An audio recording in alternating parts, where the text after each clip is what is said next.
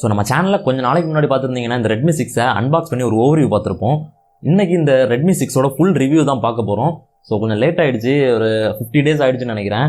And so இதை டீப்பாக use பண்ணி பார்த்துட்டேன். இப்போ இதோட ஃபுல் ரிவ்யூ தான் பார்க்க போகிறோம். நம்ம சேனலில் இன்னும் சப்ஸ்கிரைப் பண்ணால் பார்த்துட்டு இருந்தீங்கன்னா சப்ஸ்கிரைப் பண்ணி பக்கத்தில் இருக்க பெல் ஐக்கானையும் ப்ரெஸ் பண்ணிக்கோங்க. நீங்கள் பார்த்துட்டு இருக்கிறது டெக்மேக்ஸ் தமிழ். என் பேர் மேக்ஸ்வெல்.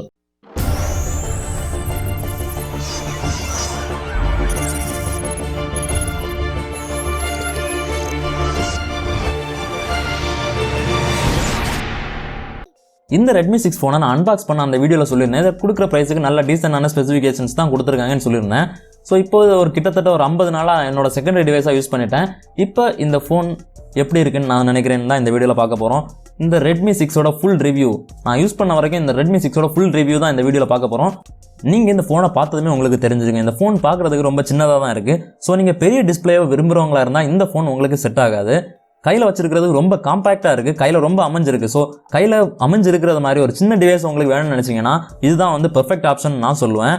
ஃபோனோட பேக் பார்த்தீங்கன்னா கொஞ்சம் ஸ்லிப்பரியாக தான் இருக்குது. அண்ட் இந்த ஃபோன் முழுக்க ஒரு பிளாஸ்டிக் பில்டில் தான் செய்திருக்காங்க. அண்ட் ஆச்சரியப்படியதுக்கு ஒன்றும் இல்லை. ஏன்னு பார்த்தீங்கன்னா இந்த ப்ரைஸில் வர எல்லா ஃபோனுமே வந்து பிளாஸ்டிக் பில்டில் தான் பண்ணியிருப்பாங்க, ஒரு டிவைஸை தவிர. அது எந்த டிவைஸ்னு உங்களுக்கே தெரிஞ்சிருக்கும். ஏன்னா இப்போ அந்த டிவைஸ் 9000 ரூபாய்க்கு வித்துட்டு இருக்கு. As a Zenfone Max Pro M1 அது பார்த்தீங்கன்னா மெட்டல் பில்டில் பண்ணியிருந்தாங்க. அது இறங்கின நேரம் 11,000 ரூபாய்க்கு லான்ச் பண்ணியிருந்தாங்க. இப்போ 9,000 ரூபாய்க்கு வித்துட்டு இருக்காங்க. இந்த ஃபோன் ரொம்ப சின்னதாக இருக்கிறதுல இன்னொரு யூஸும் இருக்குது. என்னென்னு பார்த்தீங்கன்னா நீங்கள் ரொம்ப கஷ்டப்படாமல் எல்லா ஃபோனோட 4 கார்னர்ஸையுமே ரீச் பண்ண முடியும். ஒன் ஹேண்ட் யூசேஜுக்கு சூப்பரான ஃபோன் நான் சொல்லுவேன். ஸோ ஓவராலாக இந்த ஃபோனுக்கு லுக்ஸ் அண்ட் பில்ட் குவாலிட்டிக்கு நான் கொடுக்குற பாயிண்ட்ஸ் எவ்வளோன்னு பார்த்தீங்கன்னா 10க்கு 8 பாயிண்ட்ஸ் கொடுப்பேன். இப்போ இதோட அடுத்த ஆஸ்பெக்டான டிஸ்பிளே அண்ட் சவுண்ட் குவாலிட்டி எப்படி இருக்குன்னு பார்ப்போம்.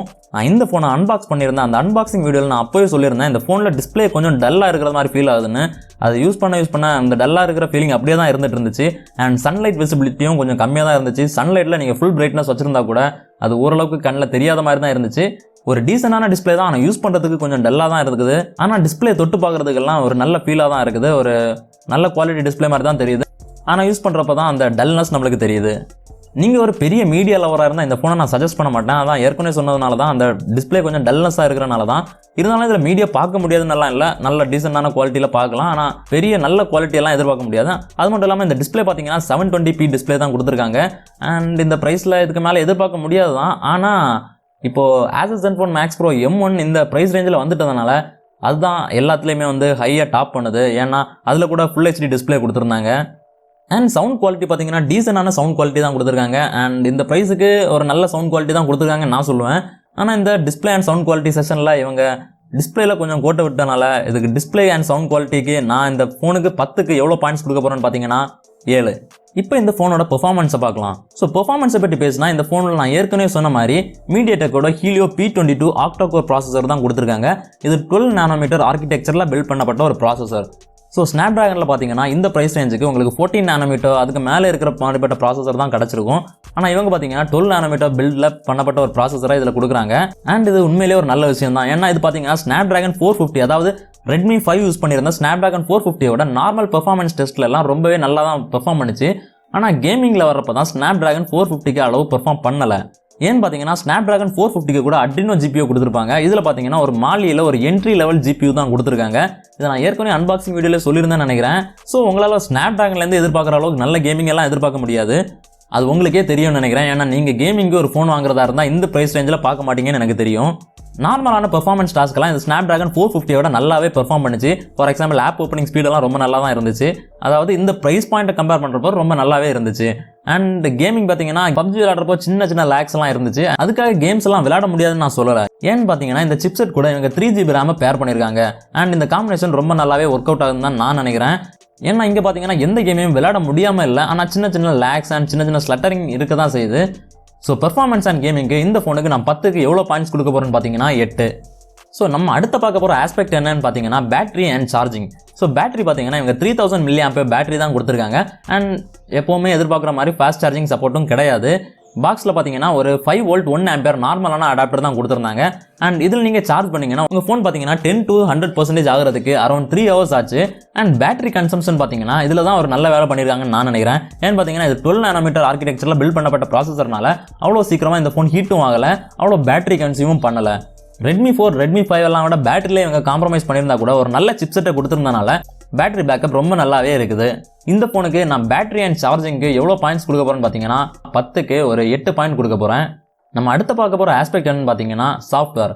இந்த ஃபோன் பார்த்தீங்கன்னா பாக்ஸ்லேருந்து வெளியே வரப்போ Android 8.0 ஓரியோவில் MIUI 9ல் வந்துச்சு. அண்ட் அந்த வீடியோவில் அந்த அன்பாக்சிங் வீடியோவில் நான் சொல்லியிருந்தேன். ஆனால் நெட்வொர்க்கில் கனெக்ட் பண்ண உடனே MIUI 10 அப்டேட்டும் வந்துருச்சு. அண்ட் அப்போவே நான் அப்டேட்டும் பண்ணிட்டேன். ஸோ MIUI பற்றி உங்களுக்கு எல்லாருக்கும் தெரியும் நினைக்கிறேன். ஏன்னா நிறைய பேர் ரெட்மி ஃபோன்ஸ் யூஸ் பண்ணிருப்பீங்க. MIUI பார்த்தீங்கன்னா இது xiaomiயோட own skinned version of Android. And இந்த MIUI நிறைய பேருக்கு பிடிக்கும், நிறைய பேருக்கு பிடிக்காது. ஸோ நிறைய பேருக்கு MIUI பிடிக்காததுக்கு காரணம் என்னென்னு பார்த்தீங்கன்னா பெர்ஃபார்மன்ஸ். இவங்க நிறைய ஃபீச்சர்ஸ் கொடுத்துருக்கறனால பெர்ஃபார்மன்ஸில் கோட்டை விட்டுருவாங்க. அண்ட் அது மட்டும் இல்லாமல் இதில் நிறைய ப்ராப்ளம்ஸும் இருக்குது, நிறைய இஷ்யூஸ் இருக்குது அந்த MIUI கிட்ட. ஏன்னா நிறைய ஆப்ஸுக்கு நீங்கள் பர்மிஷன்ஸ் எல்லாம் நீங்கள் உள்ளால போய் ஆப்புக்கு உள்ளால போய் கொடுக்குற மாதிரி இருக்கும். அண்ட் அது மட்டும் இல்லாமல் ஆட்ஸ் உங்களுக்கே தெரியும். இப்போ MIUIயில் midrange smart phones, budget smart ஃபோன்ஸில் எல்லாம் ஆட்ஸ் வர ஆரம்பிச்சிட்டு. ஆனால் இவங்க நிறைய காசு கொடுத்து வாங்குற ஃப்ளாக்ஷிப் ஃபோன்ஸ்லாம் இவங்க ஆட் கொடுக்க மாட்டேங்கிறாங்க. ஆனால் மிட்ரேஞ்ச் ஃபோன்ஸ்லலாம் ஆட் கொடுக்குறாங்க. இந்த xiaomi பார்த்தீங்கன்னா இந்த ஆட்ஸை கொடுத்துட்டே இருந்தாங்கன்னா அவங்களோட கம்பெனி ஃபெயிலியர் ஆகிறதுக்கு அந்த ஆட்ஸே ஒரு பெரிய வழி வகுக்க போகுதுன்னு தான் நான் நினைக்கிறேன். ஸோ இப்போ ரிவ்யூக்கு வருவோம். இந்த சாஃப்ட்வேர் பார்த்தீங்கன்னா அது உங்கள் ப்ரிஃபரன்ஸ் தான். MIUI உங்களுக்கு பிடிக்குன்னா உங்களுக்கு பிரச்சனை இல்லை. ஆனால் இந்த MIUI பார்த்தீங்கன்னா இது ஒரு பேட்டரி கன்சம்ஷனில் நல்ல வேலை பார்க்கும். ஏன்னா ரேம் மேனேஜ்மெண்ட் அக்ரெசிவாக பண்ணக்கூடியது. பேக்ரவுண்டில் அவ்வளோ சீக்கிரம் நிறைய ஆப்ஸை ஓட விடாது, ஆட்டோமேட்டிக்காக க்ளோஸ் பண்ணிடும். அதனாலே பேட்டரி நிறைய சேவ் ஆகிறதுக்கு சான்ஸ் இருக்குது. ஸோ ஓவராலாக சாஃப்ட்வேருக்கு நான் கொடுக்குற பாயிண்ட்ஸ் எவ்வளோன்னு பார்த்தீங்கன்னா 7. ஆக்சுவலாக 8 கொடுத்துருப்பேன். அந்த ஆட்ஸ் ப்ராப்ளம் இருக்கிறனால தான் நான் 7 கொடுக்குறேன். நம்ம பார்க்க போகிற லாஸ்ட் ஆஸ்பெக்ட் என்னன்னு பார்த்தீங்கன்னா கேமரா. இங்கே தான் Redmi 5ல இருந்து ஒரு நல்ல வேலை பார்த்துருக்காங்கன்னு நான் சொல்கிறேன். ஏன்னு பார்த்தீங்கன்னா டுவல் கேமரா செட்டப் கொடுத்துருக்காங்க. டுவல் கேமரா செட்டப் கொடுத்தனாலே இது நல்ல கேமரா ஆயிராது. ஸோ இப்போ நான் இதில் ஷூட் பண்ண சாம்பிள்ஸ் எல்லாம் நீங்கள் இப்போ பார்க்க போகிறீங்க. ஸோ பொக்கே எஃபெக்ட்ஸோட மைக்ரோ ஷாட்ஸ் எல்லாம் ரொம்ப நல்லாவே வந்துட்டு இருந்துச்சு. ஆனால் மிட்ரேஞ்ச் ஸ்மார்ட் ஃபோன்ஸ்க்கு எல்லாம் போட்டி போட முடியாது. பட்ஜெட் ஸ்மார்ட் ஃபோன்ஸில் ஒரு நல்ல வேலை தான் இவங்க பார்த்துருக்காங்க. இந்த ஷார்ட்ஸ் எல்லாம் உங்களுக்கு பார்த்தாலே தெரியும், ரொம்ப நல்லாவே பெர்ஃபார்ம் பண்ணியிருக்கு மைக்ரோ ஷாட்ஸ்லாம்.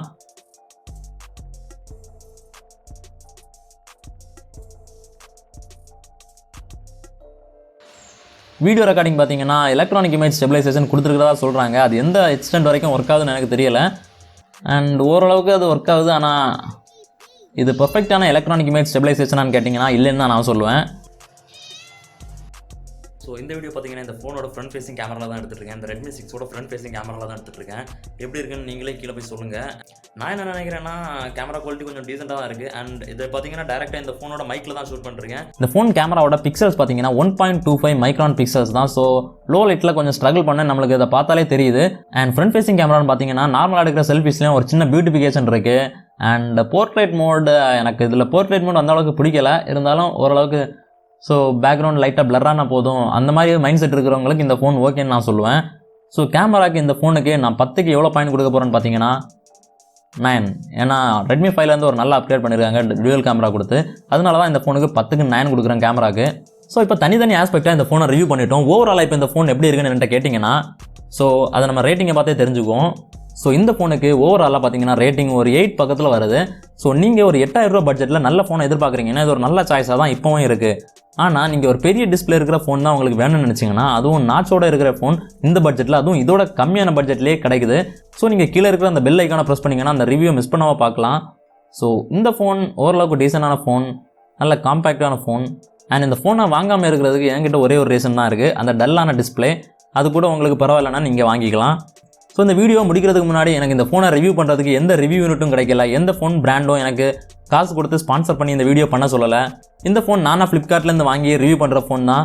இந்த வீடியோ பிடிச்சிருந்தா ஒரு லைக் பண்ணுங்கள், பிடிக்கலனா ஏன் பிடிக்கலன்னு கமெண்ட் பண்ணுங்கள். நம்ம சேனலை இன்னும் சப்ஸ்கிரைப் பண்ணால் பார்த்துருந்தீங்கன்னா சப்ஸ்கிரைப் பண்ணி பக்கத்தில் இருக்க பெல் ஐக்கானையும் ப்ரெஸ் பண்ணிக்கோங்க. Until next time, I'm Maxwel. Goodbye.